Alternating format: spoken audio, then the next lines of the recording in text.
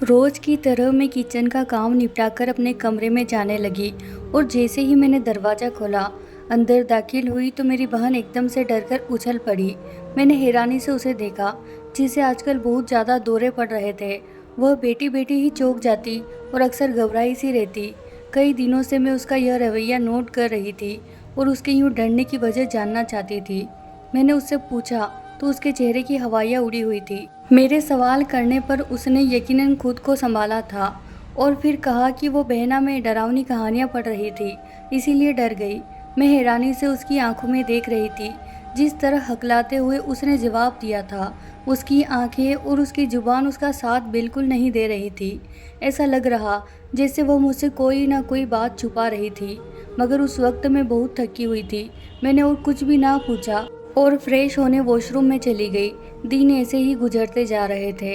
एक दिन मैं रोजाना की तरह अस्पताल में काम कर रही थी। उस दिन मेरी ड्यूटी ऑपरेशन थिएटर में थी और मैं डॉक्टर के साथ वहाँ थी। यह एक मेजर ऑपरेशन था। ऑपरेशन से पहले हम सब ने अपने मोबाइल साइलेंट पर कर दिए थे और 3-4 घंटे के करीब ऑपरेशन के बाद जब मैं बाहर निकली तो रिसेप्शनिस्ट ने बताया कि मेरी मम्मी की 3 से 4 बार कॉल आ चुकी है।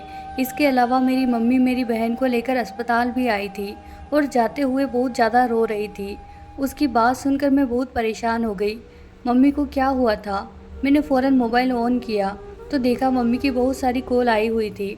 मैंने फ़ौरन से मम्मी को कॉल मिलाई। उन्होंने पहली ही कॉल पर फ़ोन उठा लिया।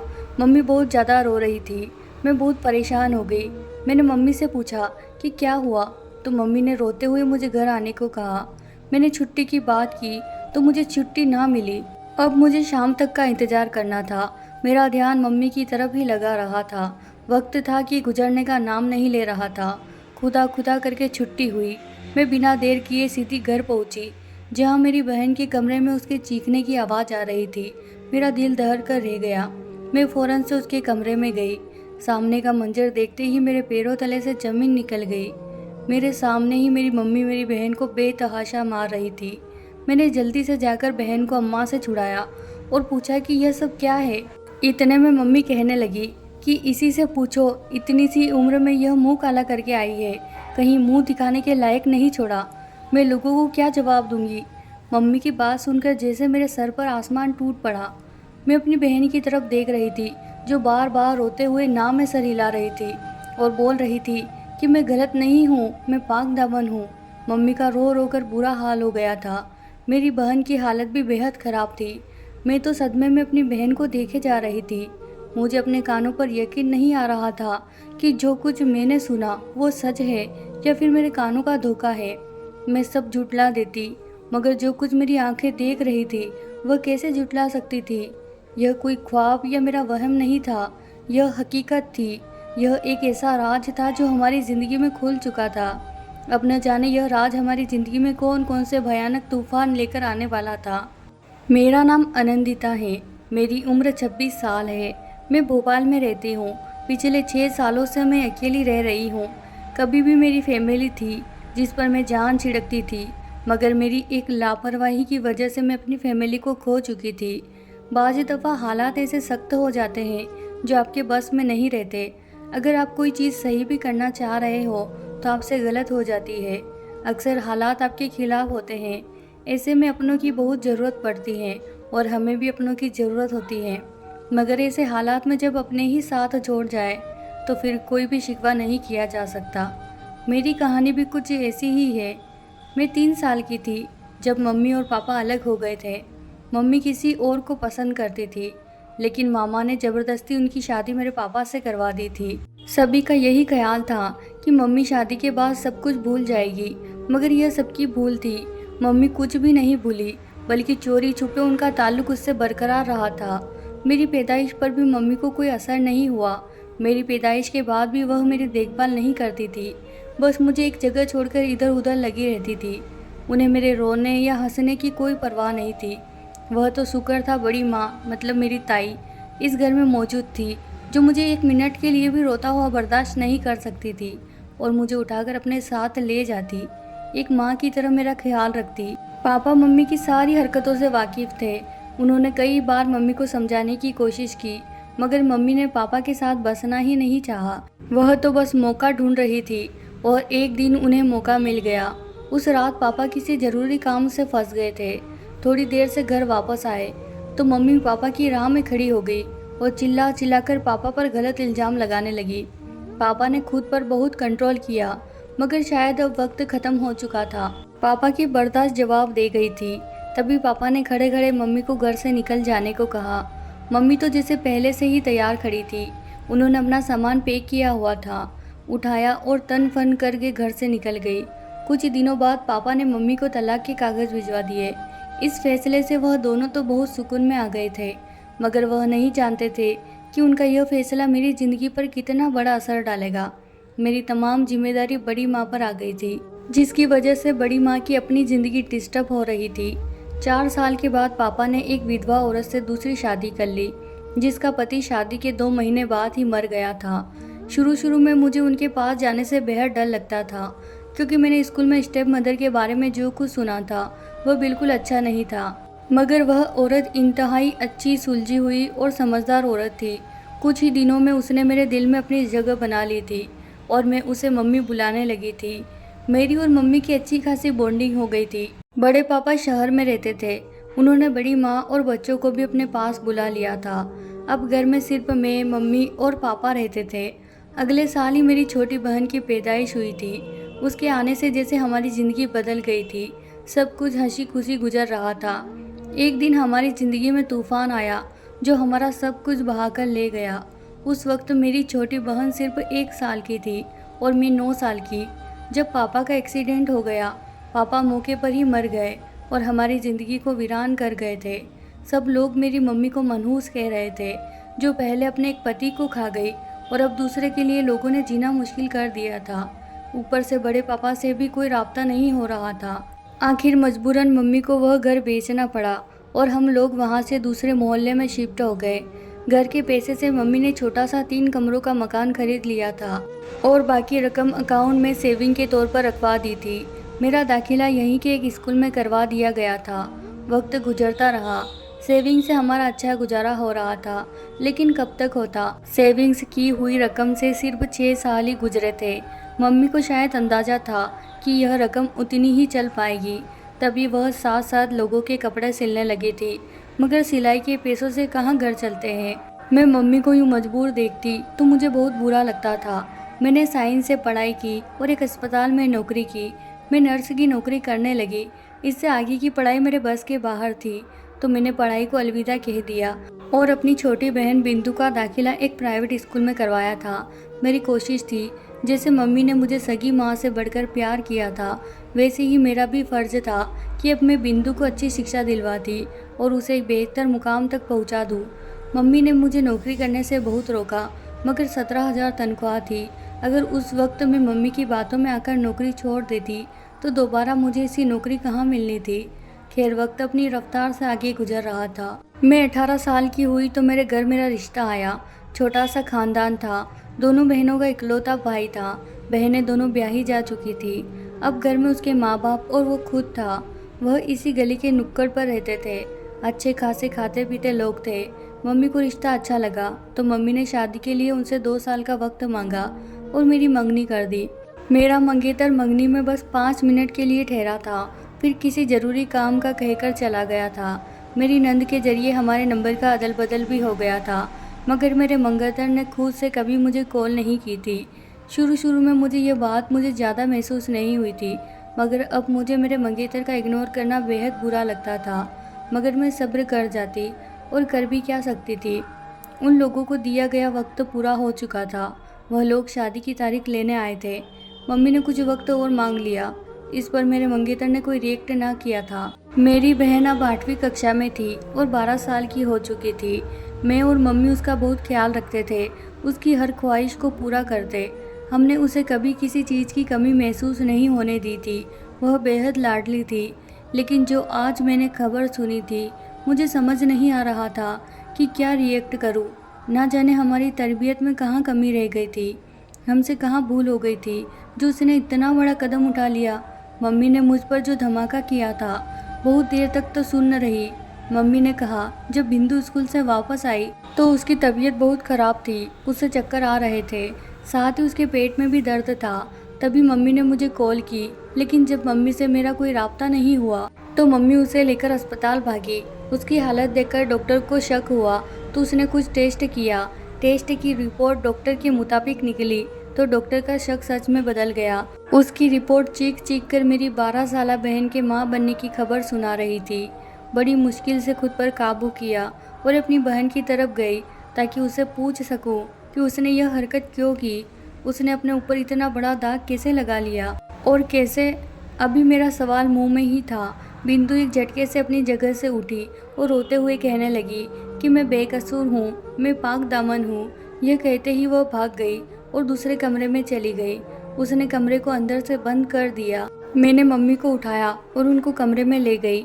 मम्मी किसी तौर पर संभलने में नहीं आ रही थी। सदमा बहुत ही बड़ा था।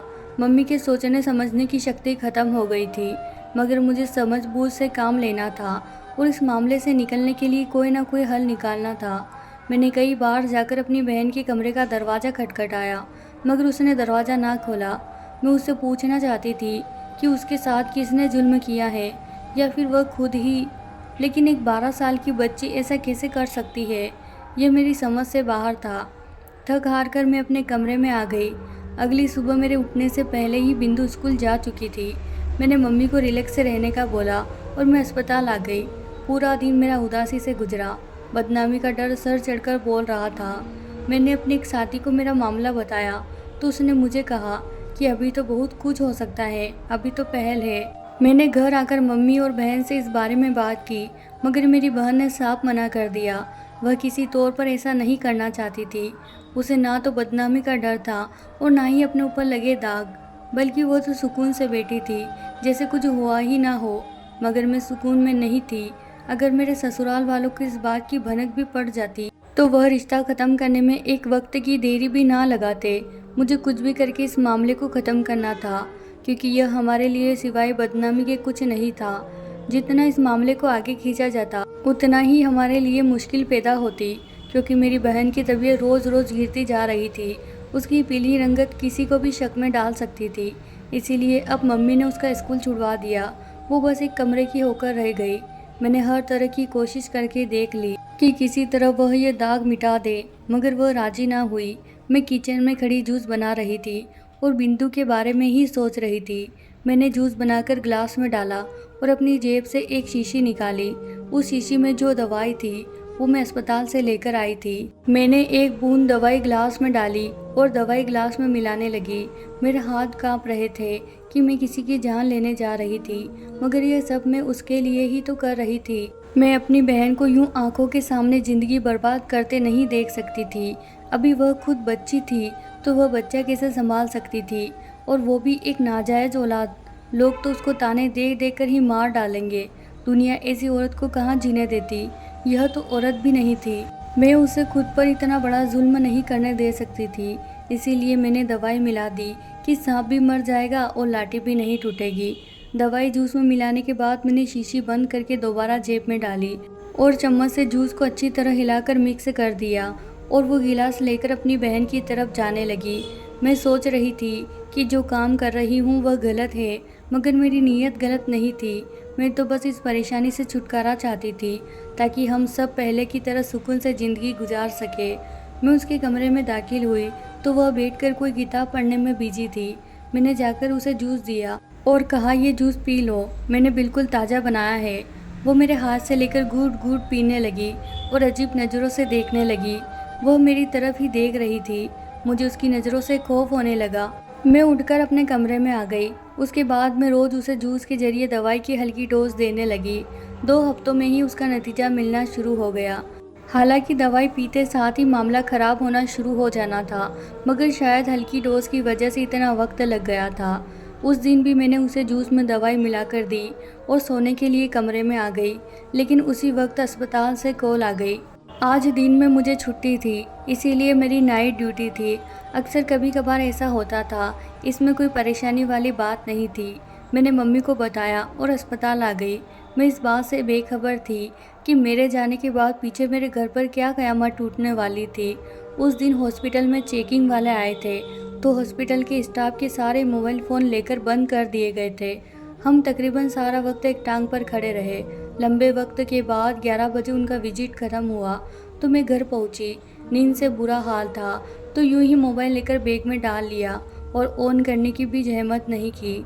घर पहुंची तो सभी तरफ सन्नाटा था। मुझे एकदम से परेशानी हुई। इस वक्त तो मम्मी और मेरी छोटी बहन होती थी। उनकी आवाज़ बाहर तक आ रही होती थी। मेरी छठी इंद्री बार बार किसी अनहोनी का पता दे रही थी। मैं धड़कते दिल के साथ अंदर दाखिल हुई और अंदर मम्मी को लूट फूट हाल में देखकर मेरी नींद झट से उड़ गई। मैं फ़ौरन भागकर मम्मी के पास गई। मम्मी फूट फूट कर रो रही थी। जब मम्मी थोड़ी संभली तो मैंने मम्मी से पूछा, मम्मी यहाँ सब क्या हुआ है?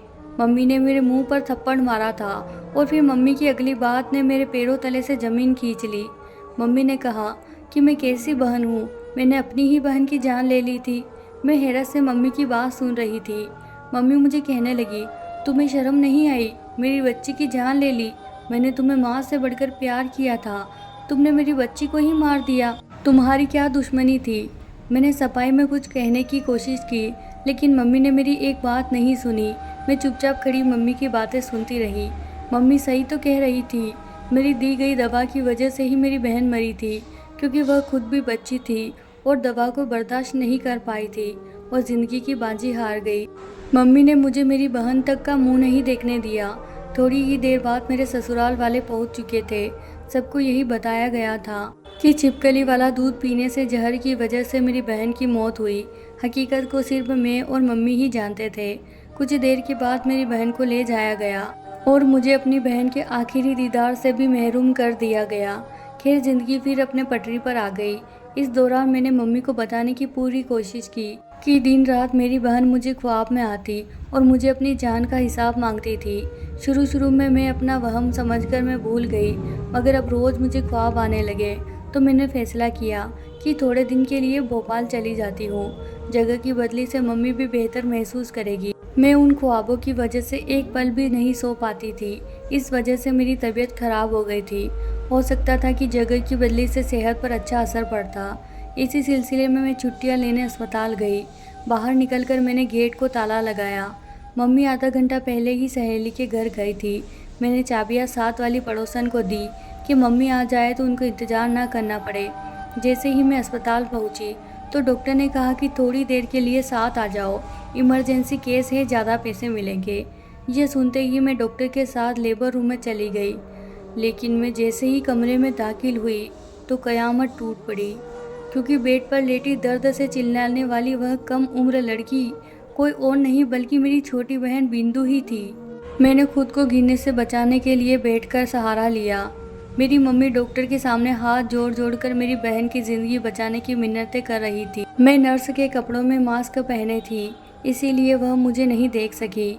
मम्मी को लेबर रूम से बाहर निकालकर डॉक्टर ने चेकअप शुरू किया और फ़ौरन ही बहन का ऑपरेशन शुरू किया। 2 घंटे करीब ऑपरेशन के बाद मेरी बहन के पेट से निकलने वाला मवाद मेरे हाथ में था।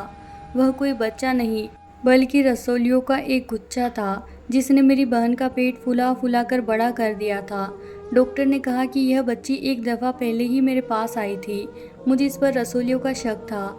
मैंने इसके टेस्ट भी किए थे और इसकी रिपोर्ट रखकर एक इमरजेंसी केस में चली गई। वापस आई तो इसकी माँ अपने साथ गलती से किसी और की रिपोर्ट ले गई। वह प्रेगनेंसी की रिपोर्ट थी और उसके बाद यह आज आई है। काश यह पहले आ जाती तो इसको आज इतनी तकलीफ़ बर्दाश्त ना करनी पड़ती। मैं वह पैकेट पकड़े सीधी मम्मी के सामने गई। मम्मी मुझे देखकर एकदम से चौंक गई। वह तो मुझे घर छोड़कर आई थी, उन्हें मेरे यहाँ आने की उम्मीद नहीं थी। मैंने वह रसोलियों वाला पैकेट मम्मी के हाथ में दिया और कहा, देख ले अपनी बेटी की हालत। यह रसोलियाँ हैं जिन्हें आप बच्चा समझकर 9 महीने तक उसके पेट में पालती रही। इसने आपकी बेटी का सारा पेट जख्मी कर दिया है। वह कितनी तकलीफ में है, आप जाकर देखें। मैंने मम्मी से कहा कि उसने ऐसा क्यों किया, मगर मम्मी के पास किसी सवाल का जवाब नहीं था। शायद उन्होंने मुझ पर शक किया था कि मैं उनकी बेटी को मार दूंगी और खुद ही अपनी बेटी की मौत का ड्रामा करके उसे मुझसे दूर कर दिया। और एक मैं थी जो पिछले कई महीनों से इस बोझ तले दबी रही और ठीक से सो नहीं सकी कि मैंने अपनी बहन की जान ले ली। मैं खुद से नज़र नहीं मिला पा रही थी। मैं मम्मी और बहन को वहीं छोड़ उनको बताए बगैर भोपाल आ गई। उनके इस धोखे ने मुझे तोड़ कर रख दिया था। उन्हें मुझ पर भरोसा नहीं था। मैं तो जो भी कर रही थी उनके भले के लिए कर रही थी। भोपाल आकर मैंने अपने क्लिनिक में अप्लाई किया था। मेरे एक्सपीरियंस की वजह से मुझे नौकरी मिल गई और साथ ही एक औरत ने मुझे अपने घर रहने के लिए कमरा भी दे दिया। अब मम्मी और छोटी बहन को उनके अकाउंट में पैसे भेजती रहती हूँ, लेकिन दोबारा कभी हिम्मत नहीं हुई कि उनके सामने जा सकूँ, क्योंकि मैं ऐसा सोचती हूँ तो मेरी रातों की नींद उड़ जाती है। मुझे याद आ जाता है जब अपनी बहन की मौत की खबर सुनने के बाद जो अर्जियत मैंने सही थी। तो दोस्तों, ये थी हमारी आज की कहानी। दोस्तों, मैंने सही किया भोपाल जाकर, या फिर मुझे अपनी माँ को एक मौका और देना चाहिए था? आपकी राय क्या है, हमें कमेंट बॉक्स में ज़रूर बताएं। और चैनल पर पहली बार आए हैं तो इसे सब्सक्राइब करना ना भूलें। धन्यवाद दोस्तों।